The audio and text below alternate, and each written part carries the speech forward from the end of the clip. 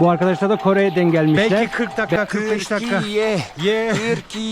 Biz de yapabildiklerimizi yapacağız. Burada özellikle kayaking turları var. Kayaking turları macera turizmi için geliyorlar. Ama gerçekten de hak eden bir yer.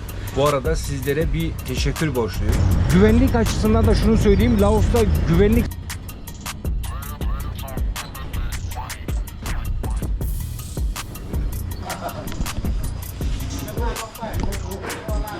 Laos çok güzel bir ülke ya. Evet, zorlu yürüyüş başladı. Tırmanmaya başladık yukarıya doğru. Öyle değil mi abi? Şu küçük çocuk hayatta. Oldukça zor bir parkur. Bu Laoslular bize zorla. Baksanıza tahtalar birçok yer kırık zaten.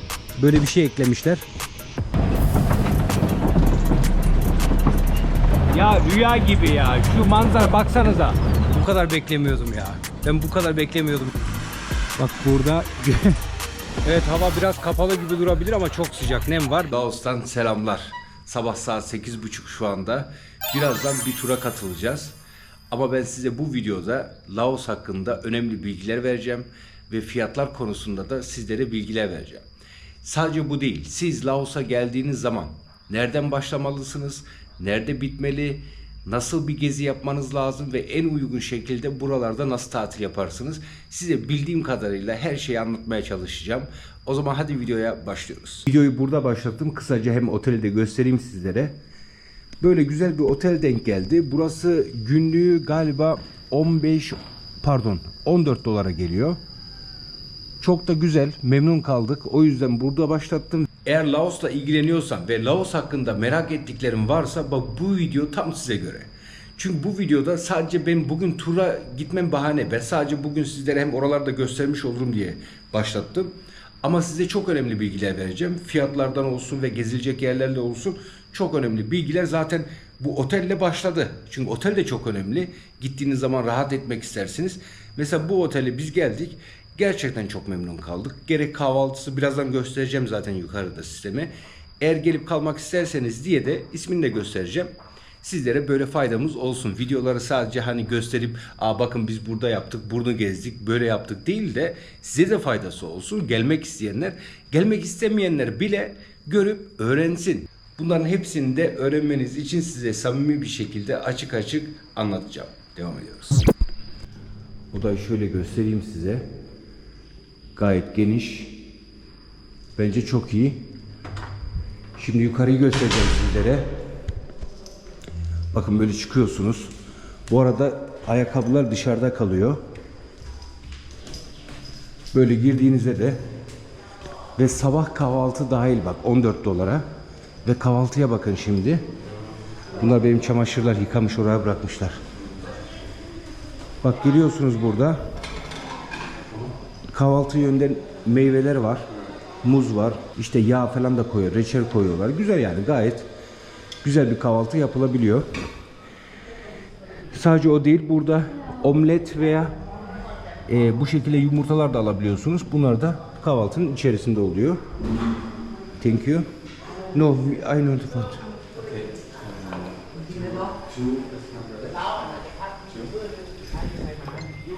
Evet, bizim ekip burada. Galiba bizi buradan çağıracak, gideceğiz.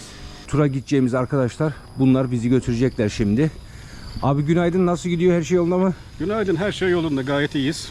Şimdi bugün ne yapacaktık biz? Buggy. Buggy, zipline, Blue Lagoon 3, 3 tane turumuz var. 3 tura birden gideceğiz.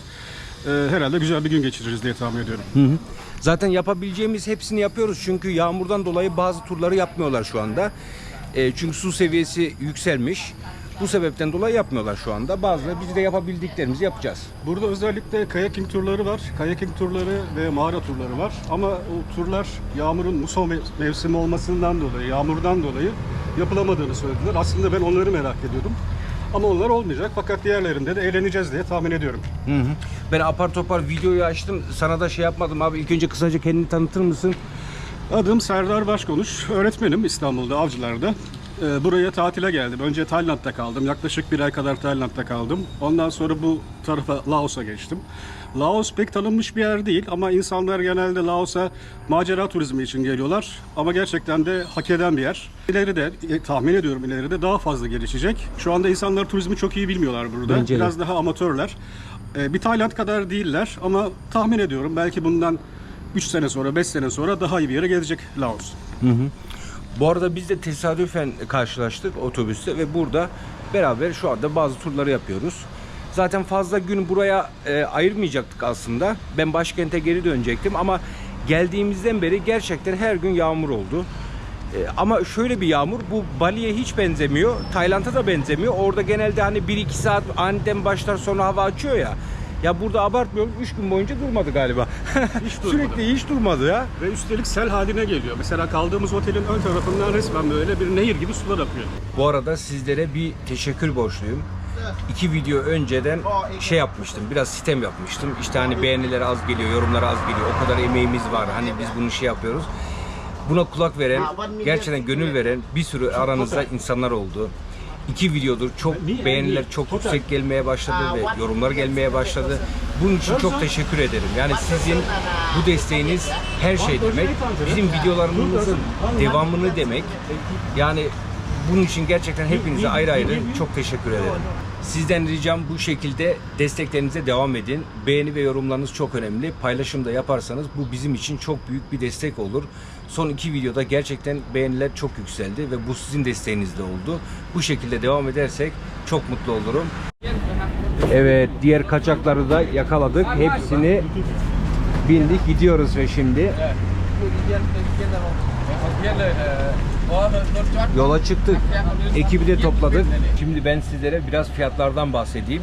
Artık yeni sloganımız Thailand out ve Laos in diyoruz. Neden böyle söylüyoruz? Fiyatlar konusunda, fiyatlarla ilgili gerçekten beni mutlu eden bazı fiyatlar var. Tabii ki Tayland'la hemen hemen aynı olan şeyler de var ama Tayland'dan çok daha uyguna. Aslında tatiliniz size kaça patlayacak, onları değiştirecek çok önemli bazı fiyatlar var. Bunları da öğrendikten sonra siz de çok daha rahat buralara tatile gelebilirsiniz. Öncelikle tabii buralarda, barlarda veya diskolarda herhangi bir şey içtiğiniz zaman fiyatlar nasıl? Şimdi bira fiyatları burada çok uygun. Sadece $2.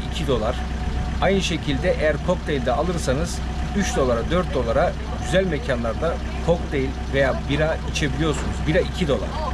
Yani bu konuda gerçekten fiyatlar çok uygun. Yani gidip bir yerde sizin eğlenmeniz $20-30 gayet normal eğlenip çıkabilirsiniz.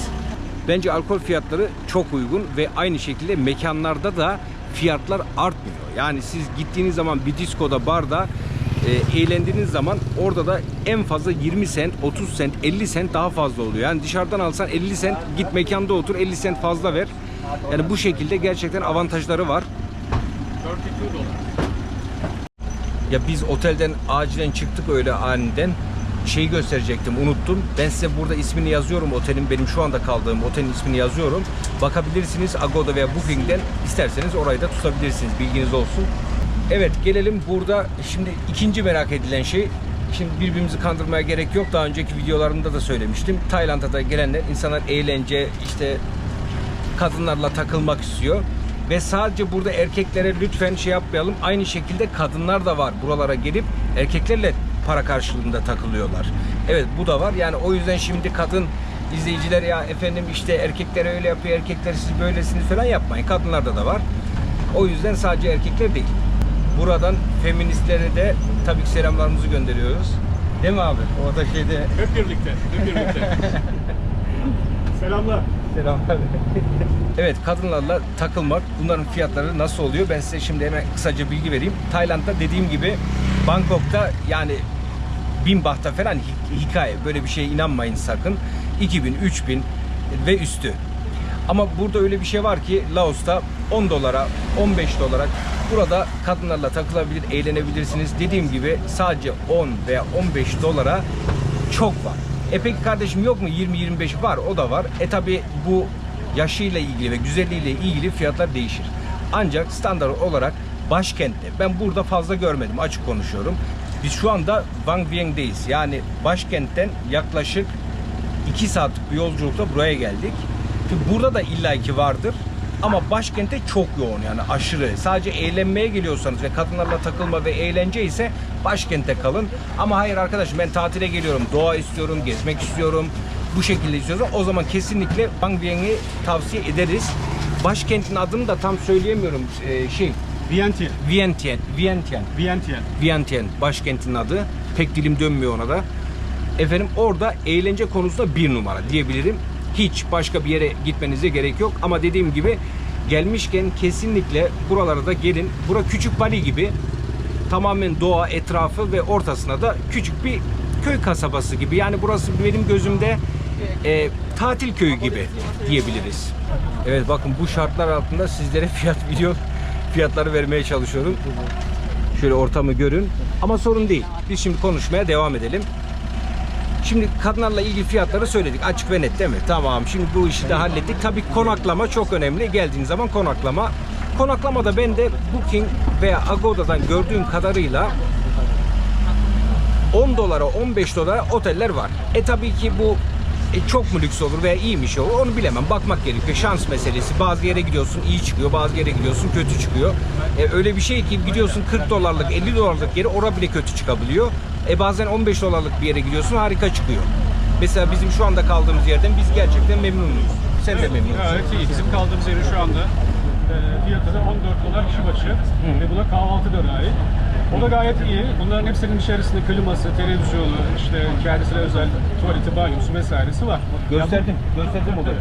Buradaki bir kahvaltı da fena değil. En azından Asya şartlarına göre gayet iyi. Bu tür fiyatlar Türkiye'de bulabileceğiniz fiyatların çok altında. Ben de eski bir turizmciyim. Türkiye'de bu fiyatları, hatta bu fiyatların 3 katına, 4 katına Antalya'da ya da atıyorum ben İzmir'de, Çeşme'de, şurada burada herhangi bir yerde bu fiyatların 3 katına, 4 katına oda bulamazsınız. Mümkün değil. Evet, mümkün değil. Gerçekten. Mümkün değil. Gerçekten öyle. Ve bak size videonun başında gösterdim ya, o da 14 dolar ve kahvaltı dahil. Kahvaltı dediğimiz 24 saat. Kahvemiz, çayımız, efendim sabah 3-4 çeşit meyve, tropikal meyve kesiyorlar.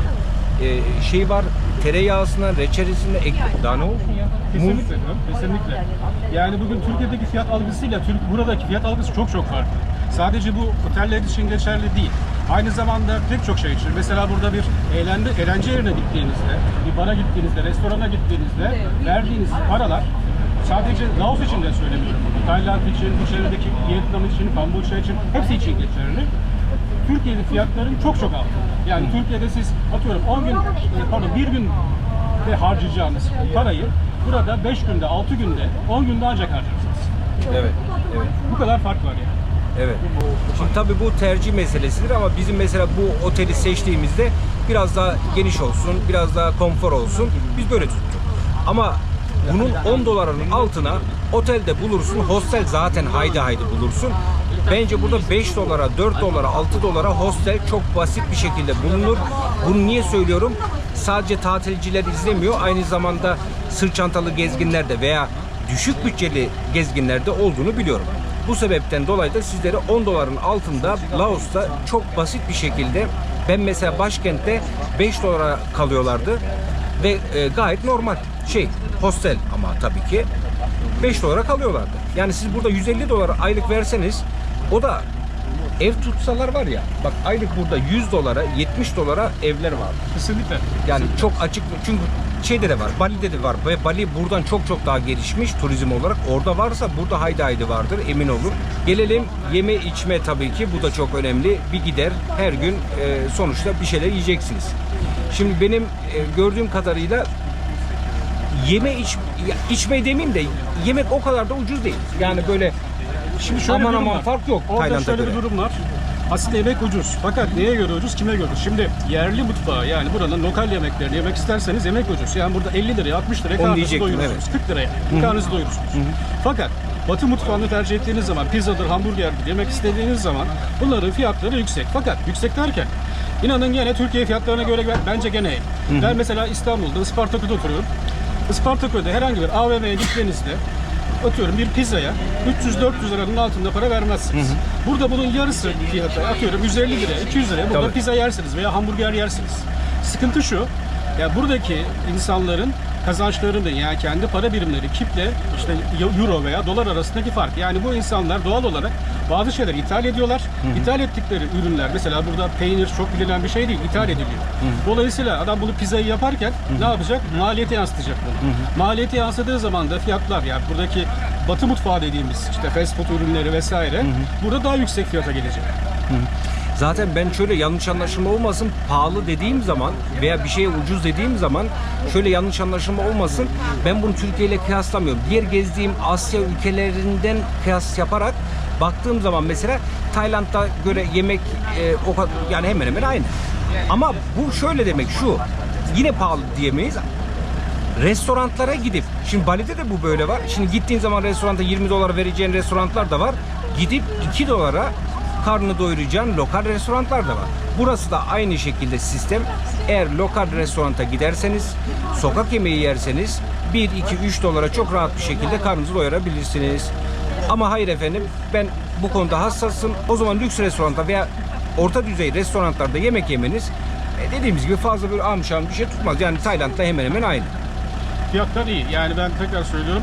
Tamam buranın fiyatları, burada kazanan insanlar yani buradaki insanlar az para kazanıyor. Bu gerçek. Burada yaşayan insanların kazancına göre belki fiyatlar yüksek olabilir. Yani bu restoran fiyatları, otel fiyatları burada yaşayan insanlar için. Çünkü burada ortalama gelir zaten düşük. 100 dolara, 150 dolara insanlar çalışıyor. Şimdi ama Türkiye şartlarına göre bunu karşılaştırdığınız zaman fiyatlar gayet makul. Evet. Burada sürekli geldiğimizden beri yağmur olduğu için fazla aslında ben motor kiralayıp gezmek istiyordum. Bir kere motor kiraladım burada. Bir de başkentte bir defa kiraladım. Ortalama motor kiralar 7-8 dolar. Bali'de de öyle 6-7 dolar. Tayland'da da öyle. Yani hemen hemen 3 aşağı 5 yukarı aynı. Ama şöyle ben 7 dolar verdiysem 8 dolar verdiysem ben bir günlük kiraladığım için biraz daha pahalı oluyor. Ama eğer 2 gün veya 3 gün yaparsan o zaman 1 dolar 2 dolar aşağı düşüyor. Zaten fiyat listelerinde de yazıyor bu.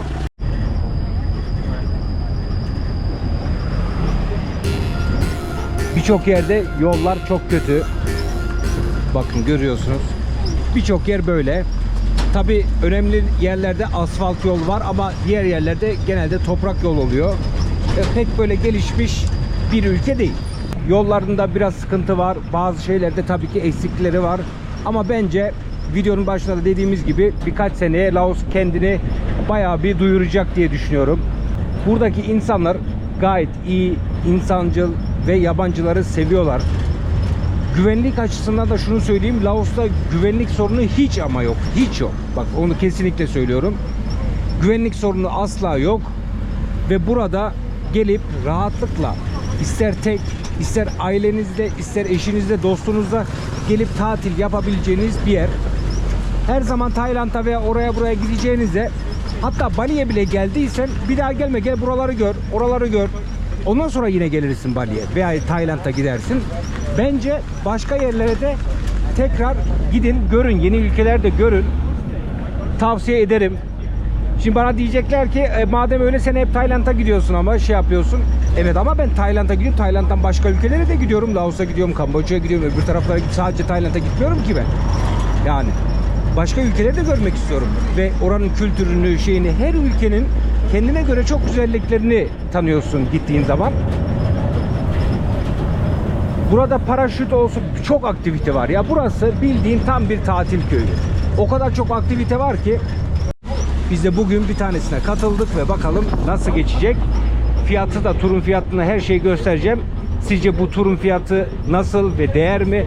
Hepsini bu videoda göreceksiniz. Hem de genel olarak da Laos hakkında bilgi ve fiyatları öğreniyorsunuz. Daha ne olsun? Size böyle faydalı video yapmaya çalışıyorum. Hadi siz de beğenerek, yorum yaparak, paylaşarak bana destek olun.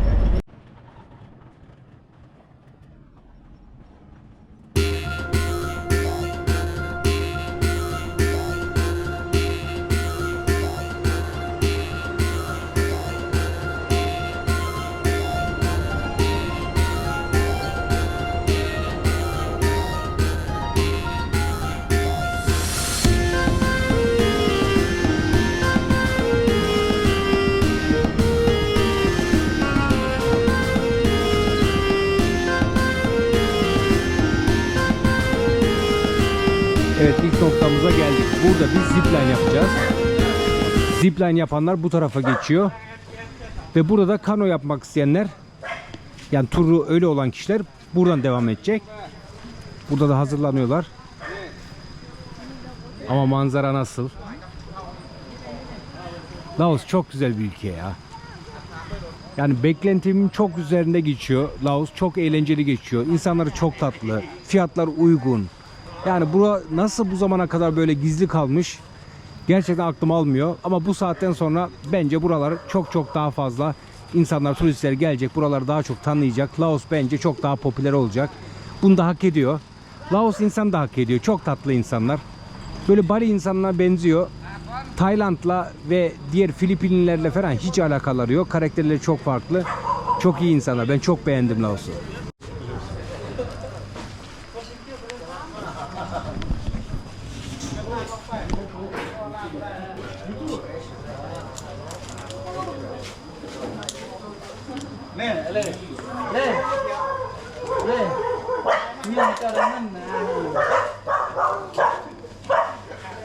Bizim turda ilk yapacağımız zipline.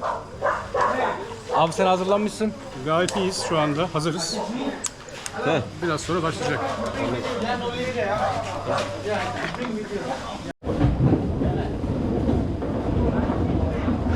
Hazır gibiyiz. Zipline go diyor abi, gidelim.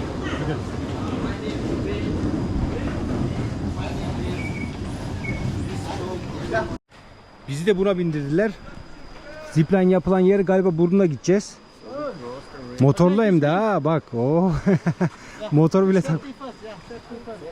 Yeah, safety first. Kiss me. Ya. Jacket. Ceket. Same, yeah. Okay. We can swim, no problem. No problem. No. This is my boss. Yeah, my boss. My boss look me here. Me. That is not good. Same. Same. Bende çanta var.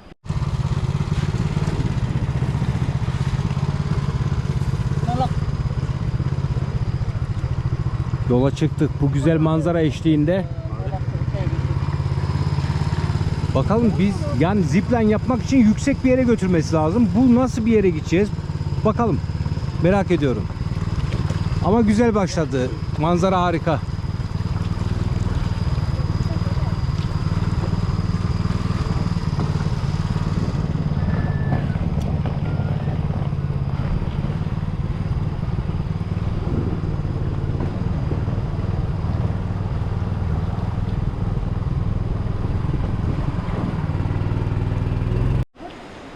Evet, zorlu yürüyüş başladı. Tırmanmaya başladık yukarıya doğru.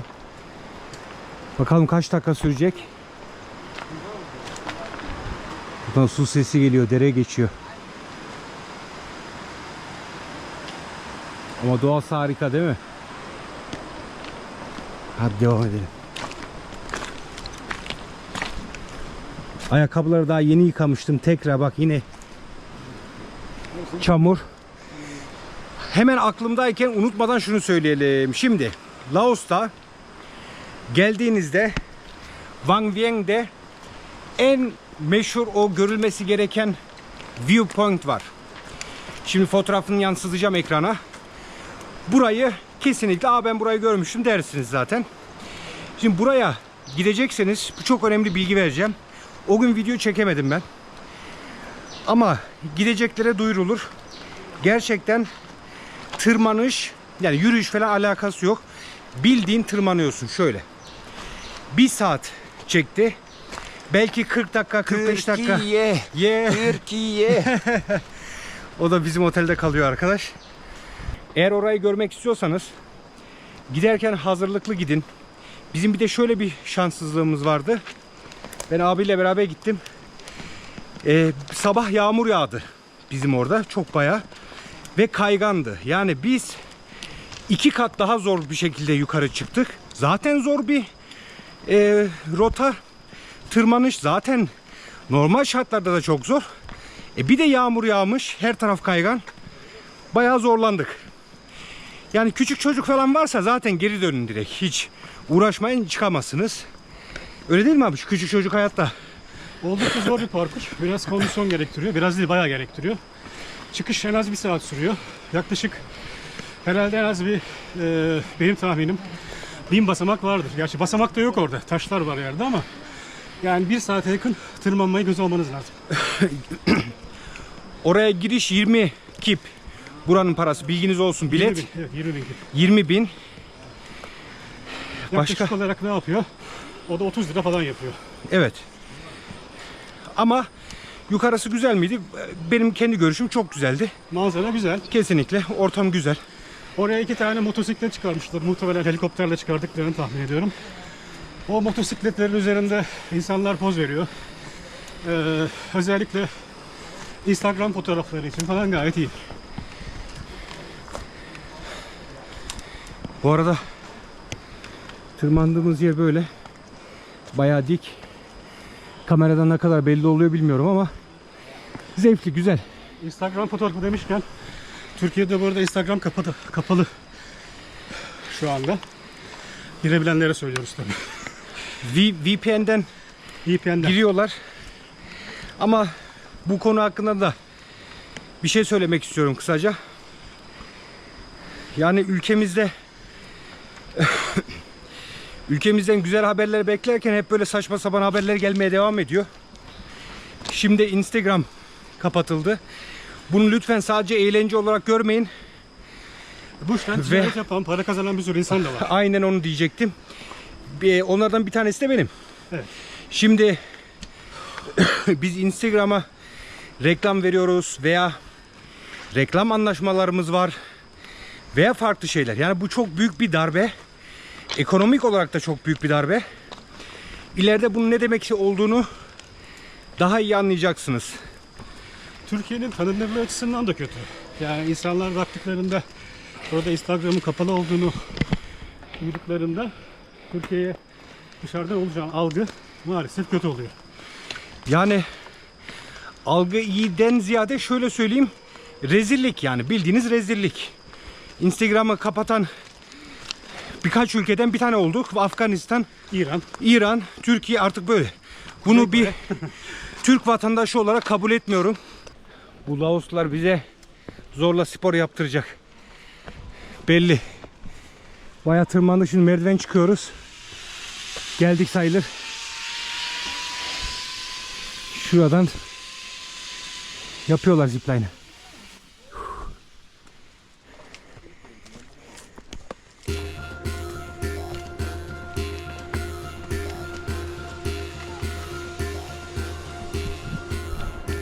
Okay. Ready or not yet? Already. Okay, go. Try. Ready. One, go. Go.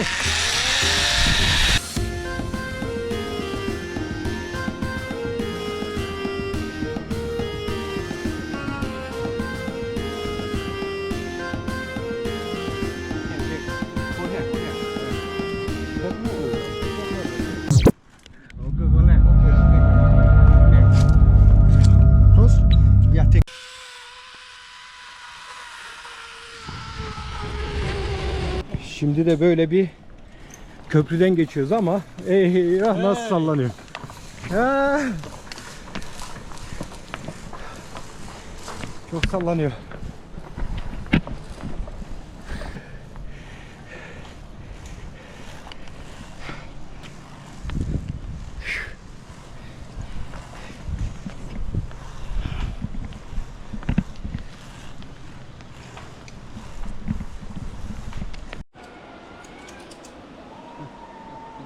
Şimdi birazdan sıra bana geliyor. Şöyle son dakika size şu güzel manzarayı göstereyim. Her taraf yemyeşil. Bu arkadaşlar da Kore'den gelmişler. Ben de Seul'e gittim dedim. Thank you. Hello Turkey. Hello Turkish. South Korean.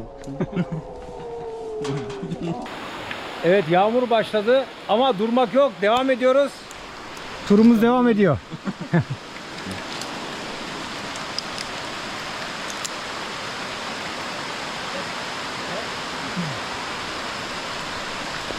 Yağmur sezonunda böyle. Yapacak bir şey yok.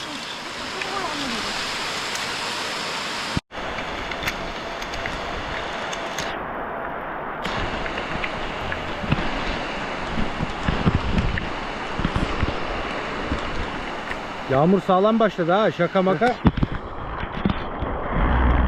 Tamam. Lan.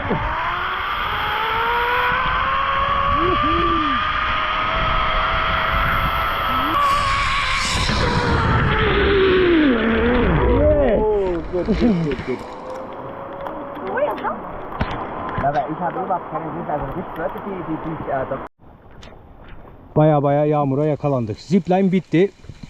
Bu arkadaş da az önce videonun başında Türkiye bağıran vardı ya, bu Almanca biliyor. Ben de Almanca bildiğim için biraz sohbet muhabbet ettik. Nerede yaşıyorsun? Bali'de yaşıyorum falan.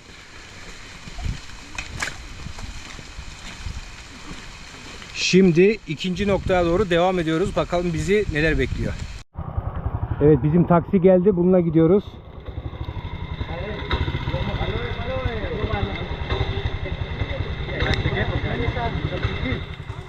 Ya.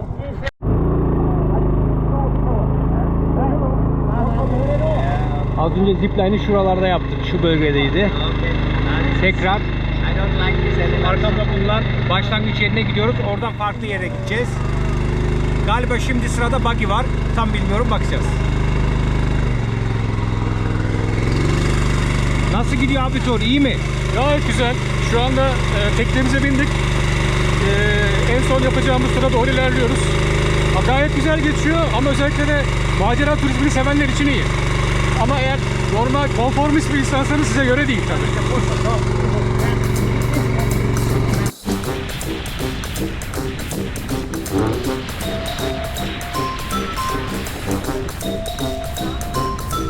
Yağmur fena başladı, fena.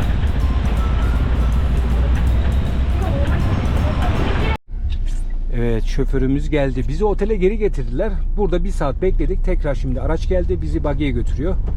Birazdan açacağım tekrar. Bizi getiren şoför şuraya bıraktı arabayı. Siz devam edin dedi. Karşılayacak dedi galiba. Bakalım. Bu köprüden biz motorla geçtik. Baksanıza, tahtalar birçok yer kırık zaten. Böyle bir şey eklemişler.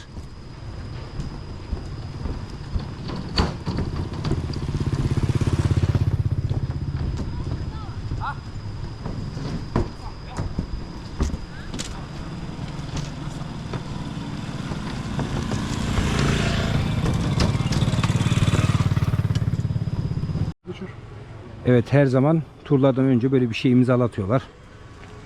Biz bunlarla gezeceğiz. Bak. Evet, bizim buggy'ler geldi. Şimdi bu benim. Hazırlıklar tamam. Yola çıkıyoruz. 2 saat bizde. İstersen 1 saat daha uzatabiliyorsun. 3 saat. Birazdan bu turun fiyatını da size söyleyeceğim. Çok eğlenceli bence. Yapılabilir. Yani yapılabilir değil. Yani buraya gelmişken yapacaksın bunları. Bunlar var. Yapmadıktan sonra değil mi? Ne anlamı kaldı?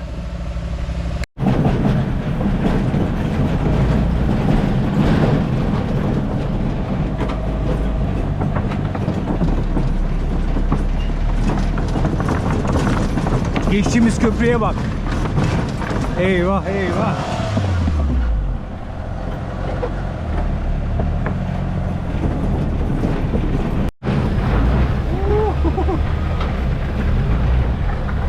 Fena var ya, güzel, zevkli ama. Çok zevkli ama dikkat etmek lazım. Bayağı da güçlü. Manzaraya baksanıza, şu eşlikte şu keyif. Oo. Burada inanılmaz eğlenebilirsiniz. Ailenizle, eşinizle, çocuğunuzla çok güzel zaman geçirebilirsiniz. Tavsiye ediyorum. Laos çok fazlasını hak ediyor bence.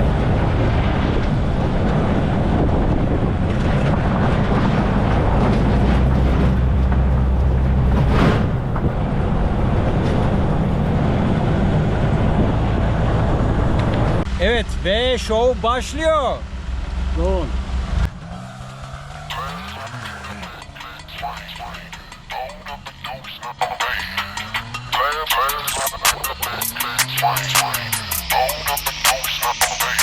Perfect.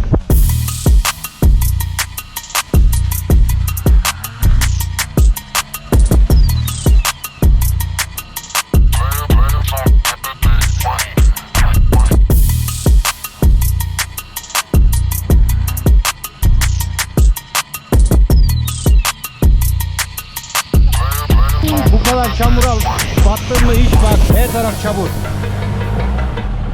Her tarafımız çamur.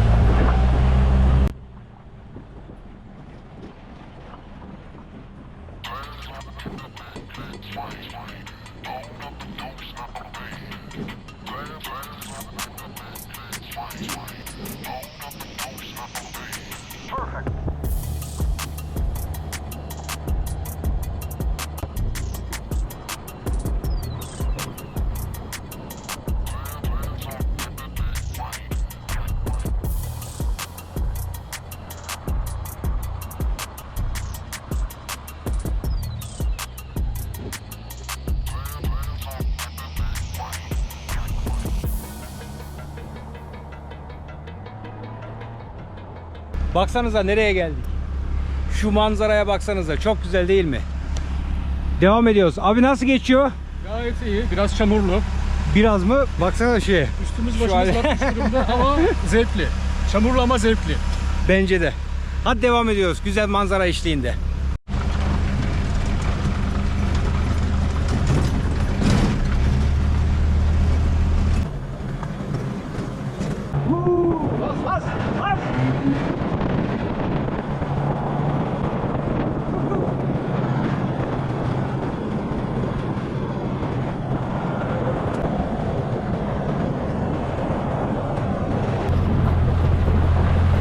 O kocaman dağın eteklerinde şu anda geziyoruz. Böyle bir buggy ile. İnanılmaz zevkli.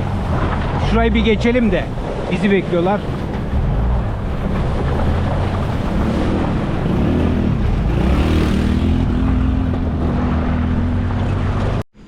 Evet, gelmek istediğimiz yere geldik.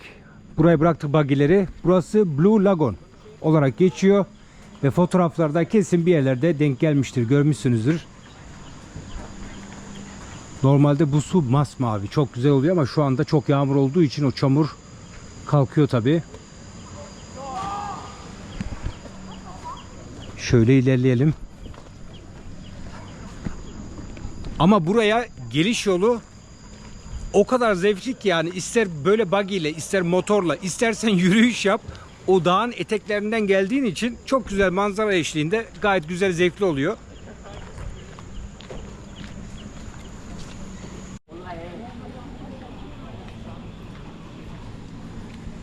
İşte bir gün önceden yağmur olmasa burası masmavi, çok güzel oluyor. Zaten fotoğraflarda eğer görürseniz dersiniz bura ora mı diye. Ben de böyle beklemiyordum.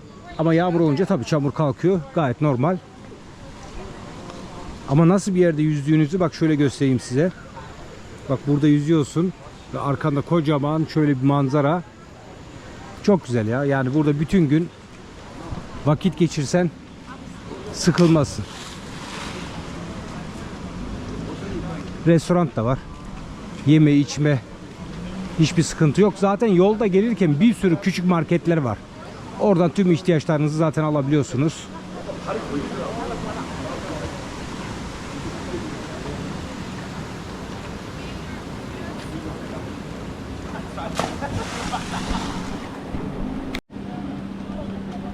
Çok güzel.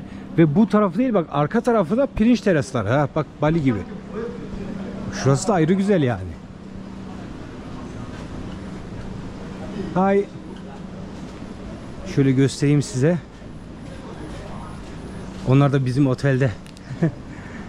Baksanıza ya, baksanıza şuraya. Öne hep pirinç terasları, bu tarafta böyle dağ manzara, konuşamadım. Bu ne ya? Bu ne arkadaş? Nasıl ama Laos'u ben bu kadar beklemiyordum ya. Ben bu kadar beklemiyordum. Çok zevkli. Siz de yorumlara belirtin. Nasıl ama burası? Bak şimdi biraz güneş açtı. Biz de yağmur döneminde geldik. Yani normalde bu zamanda burası pek iyi olmuyor. Ama ona rağmen o kadar eğlendim. Yani burada sezonda gelsen var ya, müthiş eğlenebilirsin. İnanılmaz genç, bak çok genç var burada. Avrupa'dan, oradan, buradan. Yani burası hem sosyalleşme hem de burada eğlenme yönünden 10 numara 5 yıldız diyebilirim.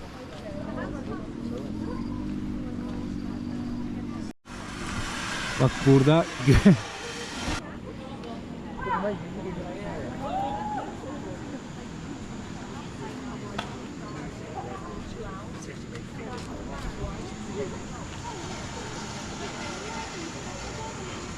Oraya çıktığınızda oradan atlayabiliyorsunuz. Hem de küçük bir zipline yapmışlar. Oradan da suya atlıyorsun. Eğlenceli.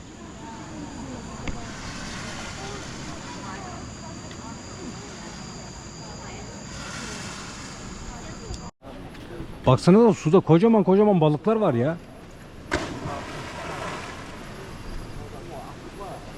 Abi de oradan atlayacak. Ben girmeyeceğim. Hava biraz kapalı gibi durabilir ama çok sıcak. Nem var. Ben de tişörtü çıkardım. Size karşı da ayıp olmasın. Bir sonraki videolarda yine görüşmek üzere. Beğeni ve yorumlarınızı bekliyorum. Laos'tan hepinize selamlar, sevgiler.